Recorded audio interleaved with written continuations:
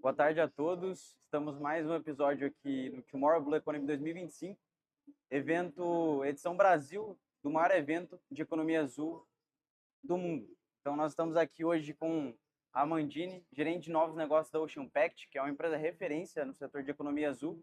E o foco hoje vai ser entender um pouco mais qual que é o papel da Ocean Pact, o que a Ocean Pact tem desenvolvido em prol desse setor e como que a gente consegue trazer cada vez mais esse tema para quem ainda acha que o oceano é infinito, né? Então, prazer, Amandine. Muito prazer, Gabriela.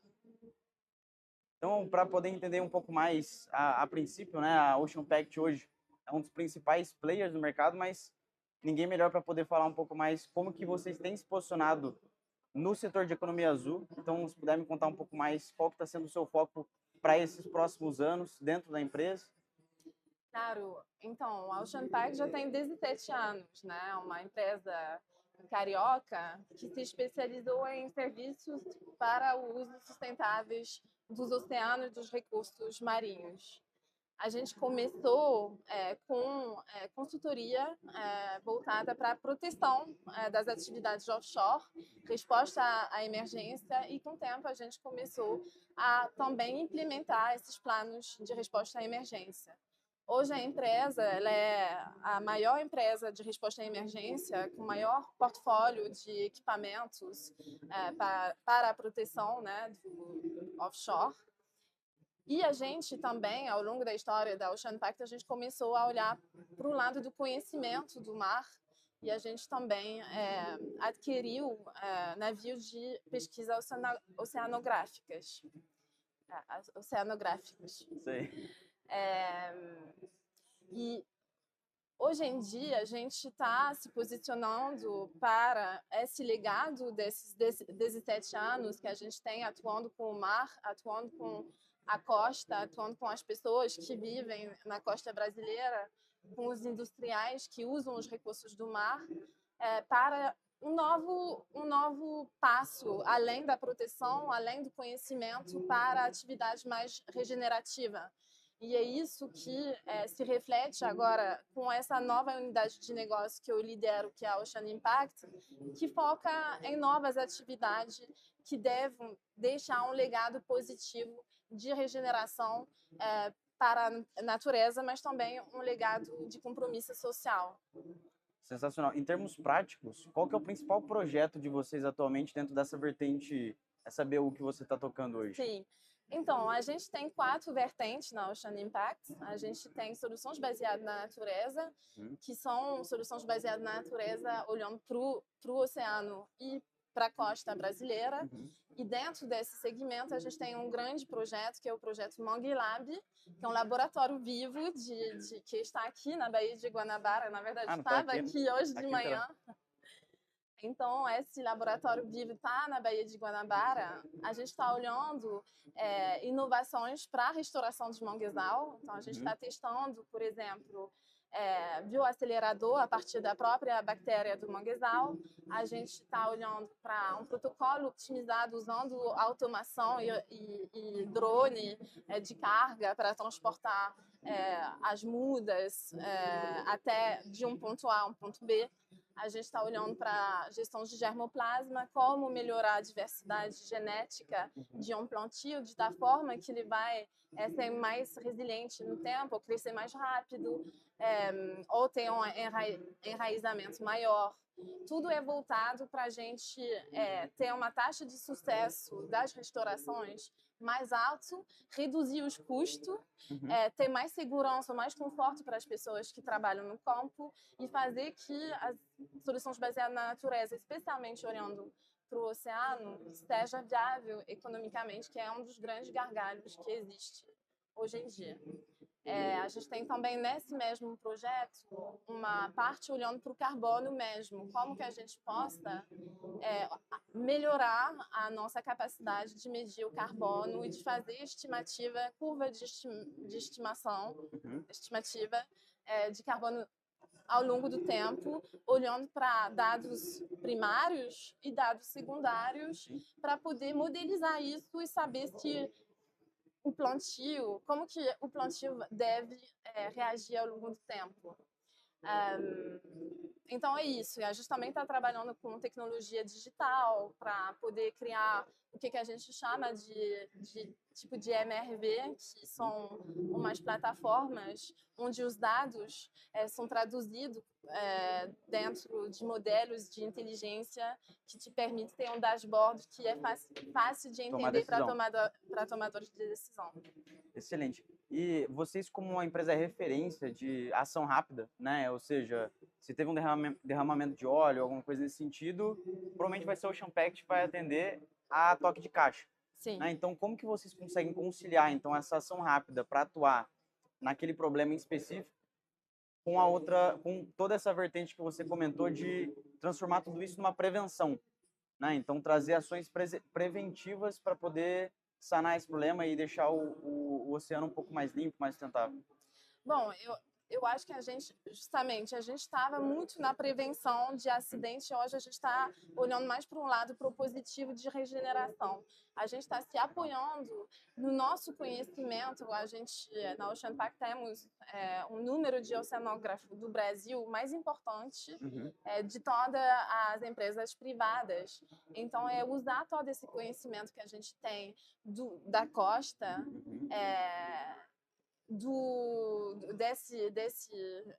desses ecossistemas para também sensibilizar, fazer advocacia, né? Para que a regeneração, a restauração seja algo que não apenas para crédito de carbonos azuis, sim, mas também parte de atividade de insetting, que a gente chama. É aqui a zona de influência da minha atividade offshore. Aqui é degradado, porque, na verdade, aqui os manguezais brasileiros são degradados em vários pontos, especialmente por aqui, né, Baía de Santos, Bacia de Santos, Bacia de Campos, mais para baixo também. Então, como que a gente integra tudo isso dentro de um plano que deixa um legado positivo? Sensacional. E, recentemente, a gente até estava conversando antes do nosso podcast, né? A Ocean Pact ganhou um prêmio internacional e o destaque dessa informação é porque foi a primeira empresa brasileira a ganhar esse prêmio de inovação internacional focado justamente nisso que nós estamos conversando. Então, como que a Ocean Pact vê esse plano internacional, né? De posicionar o Brasil nesse modelo internacional, como que vocês enxergam essa questão? É um reconhecimento ótimo, a gente está muito feliz, a gente vem ganhando alguns reconhecimentos que deixa todo mundo animado. Esse prêmio, ele veio, se eu não me engano, para a parte digital e para a estratégia de sustentabilidade própria da empresa. Então, a gente trabalha muito juntos, a inovação com a parte de sustentabilidade corporativa, tanto que eu, gerente de novos negócios da economia azul regenerativa, e a gerente de sustentabilidade corporativa fazemos parte da mesma diretoria, abaixo do Fernando Borenstein, que é nosso diretor executivo, e as duas estão na mesma diretoria, e meu time está também dentro do mesmo espaço, não da sustentabilidade dessa vez, mas do resto da inovação da Ocean Pact. Então, é muita troca, né? A gente tem uma parte da inovação que olha mais para a transformação digital da empresa. A gente tem uma outra unidade de negócio que olha mais para automação, veículos autônomos, drones, embarcações autônomas. Então, é isso. E modelagem. É muito dinâmico e eu acho que a gente está começando a receber as frutas. Com certeza. E aí uma coisa alimenta a outra, né? Principalmente para poder trazer prova social do tamanho que a Ocean Pact do tamanho que o grupo é, né? Porque vocês têm a Ocean Pact, tem a Environ Pact, que atua mais na parte de consultoria, né? E agora, a cunho pessoal, gostaria de entender um pouco mais como que o seu propósito se alinha dentro desse molde da empresa em si. Então, você como gerente de novos negócios focado mais nessa parte regenerativa, né? Ou seja, se a gente está no momento de fazer algo regenerativo, quer dizer que a parte preventiva ela já não é suficiente. Então isso traz um destaque, principalmente voltado para a questão de sustentabilidade, né? Como que Sim. isso se alinha com o planejamento estratégico de vocês e como um cenário mais geral, né, da economia azul em si, de sustentabilidade. É, tem várias coisas nessa pergunta. Eu acho que para a gente ver o oceano começando a estar no palco internacional e começando com esse evento, por exemplo, a estar mais visível também na estratégia nacional brasileira, na estratégia dos estados, a gente perceber que nós estamos num planeta que dois terços marítimo, que tem 95% de surface habitável, é o mar com a coluna d'água. Então, na verdade, é uma terra azul, né? É um planeta azul, na verdade, né? Então, isso faz que a gente vê um mundo de oportunidade, né? A gente pode... tem um mundo totalmente inexplorado ainda, apenas menos de 1% dos financiamentos bom para o conhecimento do mar. Então, a gente está muito longe ainda de entender o papel do oceano e as possibilidades, as oportunidades que possam surgir, mas tem sinais muito positivos por exemplo, a gente voltou da COP, realmente o oceano estava mais destacado, está começando a aparecer nas NDCs dos países, está sendo conversado. Essa COP era das florestas. Não é para fazer das florestas e depois do oceano. Sim. Na verdade, é a mesma coisa, né? Exatamente. A Terra é um clima só e tudo se conversa. Então, para responder, tem uma questão de financiamento, de olhar, de perspectiva, de financiamento, mas que vem pela perspectiva da gente ver todas as oportunidades que a gente ainda a gente não abraçou, que a gente ainda nem consegue perceber. Que ainda nem conhece. Que a gente ainda nem conhece. Por exemplo, eu li isso muito recentemente. Me interessei por algas. Fiz um painel de algas recentemente. E aí eu me dei conta que no mundo são mais de 2.000 espécies de algas. 12.000. A gente, como a humanidade, apenas cultiva 20 espécies de algas e a gente comercializa 200. E assim, porque a gente não tem conhecimento necessário para... A gente não tem nenhum conhecimento sobre isso. Então tem uma questão de conhecimento mesmo puro, de dados, né? Que você perguntou também, a prevenção talvez não é suficiente. A gente está... Na verdade, a gente atua meio que no escuro em muitos casos, ou tem que refazer coleta de dados.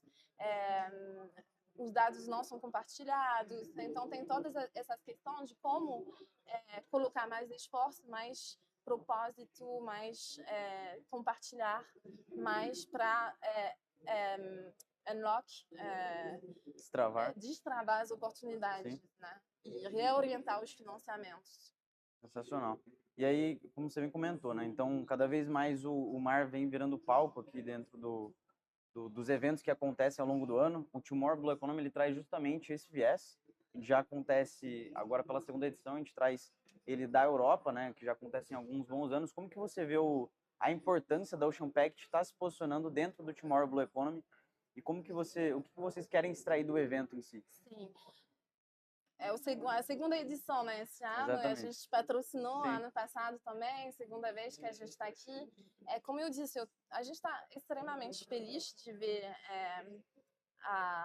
o oceano se destacando e se destacando como economia possível, que talvez vai além da economia do mar, eu espero. Se tem um recado que eu gostaria de deixar é justamente que a economia azul não é a economia do mar, que ela é justamente um novo paradigma, muito alinhado à definição dos Objetivos de Desenvolvimento Sustentáveis, né? Então, a gente está aqui para mostrar as oportunidades, né? Eu falei do primeiro pilar da Impact, mas a gente tem 3 outros. Então, um que é soluções baseadas na natureza, que obviamente o mais destacado, falado, são os manguezais. Eles têm a capacidade de capturar de 5 a 8 vezes mais carbono que a floresta tropical. Mas mais importante que isso, a natureza é a melhor tecnologia que a gente tem. Então, se a gente vai por esse caminho, passar a mensagem que primeiro a gente tem que conservar e a gente não pode mais só conservar. Então, a gente também tem que reverter Que é muito e do trabalho de regenerar. vocês, né? Exatamente, que é nosso trabalho. E, então, tem os manguezais, mas tem um potencial enorme com as algas, tem um potencial enorme com outro tipo de vegetação marinha, corais, etc. Porque vai atender os desafios que a gente tem como humanidade, né? O carbono, mas não apenas, a perda de biodiversidade é enorme. A gente está numa taxa de extinção da natureza, da vida, da biodiversidade 1000 vezes maior que as taxas de extinção natural. Então, a velocidade na qual as mudanças estão acontecendo não é palpável. Exato. E é possível pensar numa economia que regenera. É possível a gente pensar em redistribuir melhor para o bem de todo mundo. Essa é a mensagem, por isso que a gente vem para eventos assim, para aportar mensagem, para advocar, para mostrar que é possível fazer, que a gente sabe fazer e que a gente está querendo fazer também. E dentro dos outros pilares que a gente tem na Ocean Impact, a gente tem biotecnologia, então, de novo, olhar para os recursos marinhos e pensar no potencial desses recursos, porque eles são muito desconhecidos ainda. Então, tem que achar esse meio termo entre as tecnologias que a gente já pode usar e aquelas que tem que investir para entender melhor, né? Mas, assim, os remédios do futuro estão no mar. Talvez as tinturas estão no mar. O plástico do futuro está no mar, não aquele que está embaixo do solo, mas sustentáveis, né? É aquele regenerativo. Exato. E só para terminar, a gente tem olhado também para o que a gente chama de soluções de ampliação natural, que é um termo um pouquinho mais difícil. Se trata de aumento de alcalinidade, por exemplo, de aumento de alcalinidade oceânica, que também a gente tem um problema da acidificação, e o potencial do oceano de capturar o carbono naturalmente, que ele já faz, né? 25% do carbono está sendo sequestrado pelo oceano, mas tem tecnologia que possam acelerar esses processos naturais. Tem tecnologias que estudam também as microalgas, que quando elas vão subir na coluna d'água, vão também ter uma reatividade bioquímica e vão sequestrar mais carbono. Então, isso são frentes de inovação um pouquinho mais que talvez vão poder se viabilizar daqui a 8, 10 anos, mas que a gente precisa olhar. E a Ocean Impact tem o pessoal mais competente para modelizar, para olhar para os riscos, para prevenção, para a gente fazer os cálculos de sequestro. A gente tem todos os equipamentos também para monitorar e os barcos também que são necessários para esse tipo de atividade. E o quarto, ele é mais natural, ele é a transição marítima. Então, a gente olha para todas as possibilidades de retrofit, de combustível do futuro, de incentivo para mudar de combustível. Então, também é uma fase mais de engenharia, né, pura, de consultoria. Excelente. E com o evento, né, com o Tomorrow Blue Economy, a gente busca justamente isso. trazer essa conscientização, porque não muito, mas quase tudo que nós estamos conversando aqui não é algo que as pessoas ainda têm noção. Principalmente, por exemplo, essa questão das algas e que, através dos manguezais, a gente consegue capturar carbono, né? Então, sempre fica uma conversa de como fazer a descarbonização, mas não se é entendido como, de fato, na prática é feito, né? E a Ocean Pact vem para desmistificar e trazer como um dos principais precursores e empresas. E hoje, por isso, é um dos nossos principais parceiros. Amandine, agradeço muito a disponibilidade para estar com a gente hoje. Agradeço muito pelo convite. Pela parceria da Ocean Pact de sempre. E aguardamos vocês no próximo ano, com certeza, lá em Barcelona também. Adoraria. Obrigada. Obrigado.